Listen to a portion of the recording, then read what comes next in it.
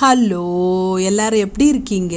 நல்லா இருக்கீங்க நம்புகிறேன். நம்ம இந்த வாரம் ஒரு பாசிப்பயர் வச்சு பச்சைப்பயர் வச்சு ஒரு மசாலா பணியாரம் எப்படி செய்கிறதுன்னு பார்த்துடலாம் வாங்க.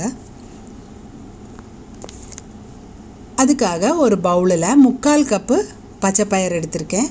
அது நல்லா ஒரு 2-3 ட்ரிப்பு வாஷ் பண்ணி எடுத்துகிட்டு வந்தாச்சு. அதில் தண்ணி ஊற்றி ஊற வைக்கலாம். 8 மணி நேரம் ஊறணும், இருக்கட்டும். 8 மணி நேரம் ஆயிடுச்சு பாருங்கள், நல்லா ஊறி வந்திருக்கு. இது பாருங்கள், இது கம்மியாக இருக்குது தண்ணியெல்லாம். இது கூடவே நான் இப்போ ஒரு 1/2 கப்பு சிகப்பு அவல் தான் நான் எடுத்திருக்கேன். உங்கள்கிட்ட வெள்ளை அவல் இருந்தாலும் எடுத்துக்கலாம், ஒன்றும் ப்ராப்ளம் இல்லை. ஒரு 2-3 ட்ரிப்பு வாஷ் பண்ணி அதையும் இது கூட சேர்த்து நல்லா மிக்ஸ் பண்ணிக்கலாம். பாருங்கள், அந்த தண்ணியோடு கிடந்து அது நல்லா மிக்ஸ் ஆகிடும்.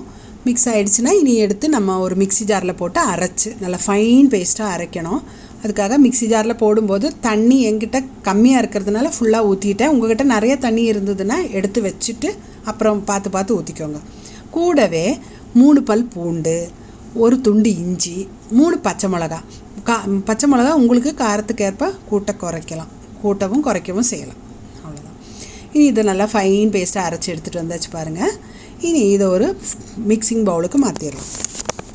மாற்றிட்டு நம்ம மிக்ஸி ஜார் கழுவி கொஞ்சம் தண்ணி ஊற்றிக்கலாம். பாருங்கள், ஊற்றியாச்சு. இனி இது கூட 1 கப்பு ரவை போட்டிருக்கேன். ரவையும் சேர்த்து நல்லா கலக்கிட்டு இதுக்கு தேவையான அளவுக்கு உப்பு சேர்த்துக்கலாம். நான் இப்போ ஒரு 3/4 டீஸ்பூன் உப்பு போட்டிருக்கேன். உப்பும் போட்டு நல்லா கலக்கி விட்டுட்டு இன்னும் கொஞ்சம் தண்ணி தேவைப்படுது. ஏன்னா ரவை இன்னும் கொஞ்சம் ஊற தண்ணி இழுத்துக்கும் இல்லையா, அதனால் இன்னும் கொஞ்சம் தண்ணி ஊற்றுறேன். நீங்கள் வேணால் பார்த்து சேர்த்துக்கோங்க. ஊற்றிட்டு மூடி வச்சு ஒரு 20 நிமிஷம் ஊறட்டும். அதுக்குள்ளே நம்ம இதுக்கு ஒரு மசாலா பண்ணணும். இது இருக்கட்டும். மசாலா பண்ணுறதுக்காக ஒரு பேன் அடுப்பில் வச்சுருக்கேன். சூடாகும்போது 1 டேபிள் ஸ்பூன் ஆயில் விட்டுருக்கேன்.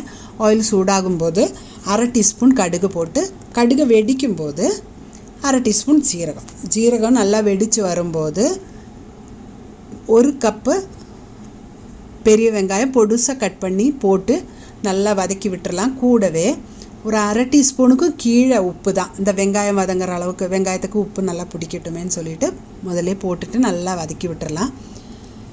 அது நல்லா வதங்கி வரும்போது 1/2 tablespoon ginger garlic paste போட்டிருக்கேன். அது அந்த பச்சை வாசனை போன உடனே 2 உருளைக்கிழங்கு நல்லா வேக வச்சு மசித்து எடுத்து வச்சுருக்கேன். அதையும் போட்டு நல்லா கிளறி விட்டுறலாம். அது அப்போ அந்த வெங்காயம், அந்த ஆயில், உப்பு எல்லாம் உருளைக்கிழங்கோட எல்லா பக்கமும் பிடிச்சி வரும்போது நம்ம இனி இதில் மசாலா தூளெல்லாம் சேர்த்துக்கலாம். முதல்ல ஒரு 1/2 டீஸ்பூன் மஞ்சத்தூள், 3/4 டீஸ்பூன் தனி மிளகாத்தூள், அப்புறம் ஒரு 1/2 டீஸ்பூன் தனியாத்தூள், 1/4 டீஸ்பூன் கரம் மசாலா போட்டுட்டு நல்லா மிக்ஸ் பண்ணி எடுத்துடலாம். மிக்ஸ் பண்ணும்போது இனிமேல் ரொம்ப லோ ஃப்ளேமுக்கு மாற்றிடுங்க அடுப்பு.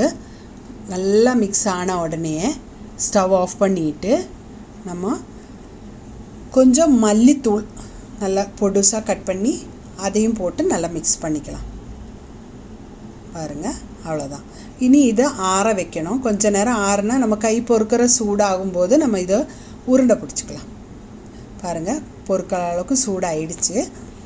இது நல்லா குட்டி குட்டியாக உருண்டை பிடிச்சி உங்கள் பணியார குழி எவ்வளோ பெருசோ அதுக்கு தக்கன பெருசாகவும் சிறுசாகவும் உருண்டை பிடிச்சிக்கலாம். எல்லாத்தையும் உருண்டை பிடிச்சி எடுத்து வச்சுட்டு அப்புறம் நம்ம பணியாரம் ஊற்ற ஆரம்பிக்கலாம்.